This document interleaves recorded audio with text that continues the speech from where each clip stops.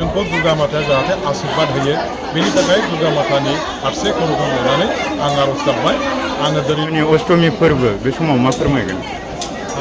आङो सिगां जोंनि जायफोर हिन्दु धोरोमारि आइ आफा रायजो बिथांमोनखौ गोरबो गोसो सिंनिफ्राय देग्लाय बोसोरनि दुर्गा फुजा बे गोथार बुब्लियाव साफ्रोमबो रायजो राजाफोरनिसिम दुर्गा फुजानि गाहाम हामलायनाय आरो साबायखर लोगोसे अनसायनाय सिबिनायखौ बावहरग्रोनाय जाबाय।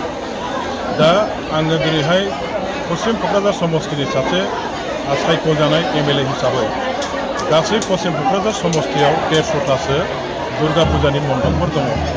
आङो मैयानिफ्राय हानायखिनिखौ बेफोर गासैबो दुर्गा फुजा मण्डपखौ बेरायनानै आंनि नुजाथिनायखौ फोरमायनो थाखाय जागायदों। दिनैहाय आङो अष्टमी दिनाखन जोंनि दतमा मेनलि नैबे दतमा बारुवारि माने मोनसे दुर्गा फुजा फालिग्रा मोनसे बेवहाय कमिटि दं। बिथांमोनहा बोसोरै बे जायगायाव बिराद गाजा गोमजायै दुर्गा फुजाखौ फालियो आरो बे ओनसोलनि जेसेबां जोंनि हिन्दु धोरोमारि रायजो राजाफोर दं बर', बेंगलि, राजबंशी, हिन्दी स्पिकिं जेसेबां जाति जनगोष्ठीनि मानसिफोर दं बे फुजायाव दोलै नोगोरै बयबो लैहोर लैहोरै बाहागो लायो। जोंनि बर' बिमाफोर दिनै बेवहाय सानथ्र'हायै दङ आरो बेजों लोगोसे ओनसोलनि बाजारनि जेसेबां जोंहा बेबसाय सन्थानि लोगोसे बेंगलि सम्प्रदायनि जोंनि बिब' बिनानाव आइ आफा रायजो राजाफोर दं।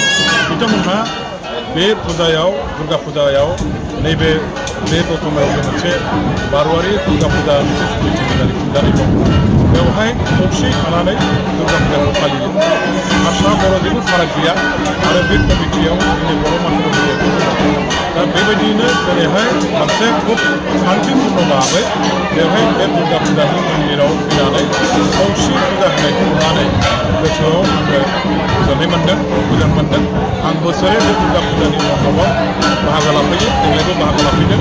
बेबायदिनो आरोबाव दतमायाव गासै मोनथाम दुर्गा फुजानि मण्डप दं। मोनथामखौ गासैबो फारि फारि हाबलांगोन। बेनि उनाव सेरफांगुरि, रामफलबिल, खावसि बाजार, सियालमारि, जोङो माने कसुगाव, बरपेटा मोनफ्रोमबो जायगायाव गिदिंनानै आङो जोंनि दुर्गा फुजा अर्थात दुर्गा मातानि जायफोर सिबियारिफोर दं हिन्दु धोरोमारि जोंनि सनातनी धोरोमारि जायफोर रायजो राजाफोर दं बिथांमोनजों दसे सम लोगो हमलायनानै आङो दिनैनि बे गोथार बुब्लियाव मोनसे रायजोफोरनि गेजेराव खौसे गोरोबनानै जोङो जाहाथे बिटिसि ओनसोलाव सुखै सान्थि थांनानै थानो हायो बेनि थाखाय जाहाथे बयबो आर'ज गाबो दुर्गा मातानि खाथियाव गाज्रि शक्तिखौ अपशक्तिखौ जाहाथे दुर्गा माता जेरैहाय फोजोबस्रांदोंमोन महिषासुरखौ फोजोबस्रांनानै मानब जाति आरो देब देबि धोरोम आरो सैत्यखौ प्रतिष्ठा खालामनानै रैखा खालामदोंमोन। थिग बेबायदिनो जोंनि सारा बिटिसि ओनसोलनि हारसा बर' जेसेबां जाति जनगोष्ठीनि मानसिफोर दङ बिथांमोनहा समाजनि उदखारि माखासे माने एनाय शक्तिफोरखौ फोजोबनानै मुलुगनि सुबुं माहारिनि खहा खालामग्रा जायफोर गोहोफोर दं बिसोरनि हेंथायै गसंनानै जोंनि बिटिसिखौ फोजोबस्रांनो ओंखारबोनाय जायफोर शक्ति दङ बेबायदि शक्तिफोरखौ जाहाथे फोजोबस्रांनायनि जयै जों खामानि मावनो हायो बेनि थाखाय जोंखौ दुर्गा माताया जाहाथे आशीर्बाद होयो बेनि थाखाय दुर्गा मातानि फारसे खर'खौ लानानै आं आर'ज गाबबाय। आङो दिनैनि बे गोथार बुब्लियाव साफ्रोमबो जोंनि हिन्दु धोरोम सिबियारि जेसेबां रायजो राजाफोर दं गोथार बे दुर्गा फुजानि समावहाय गोसो गोरबोनि खेबसेबाव साबायखर आरो खुलुमनायखौ जासिहरबाय।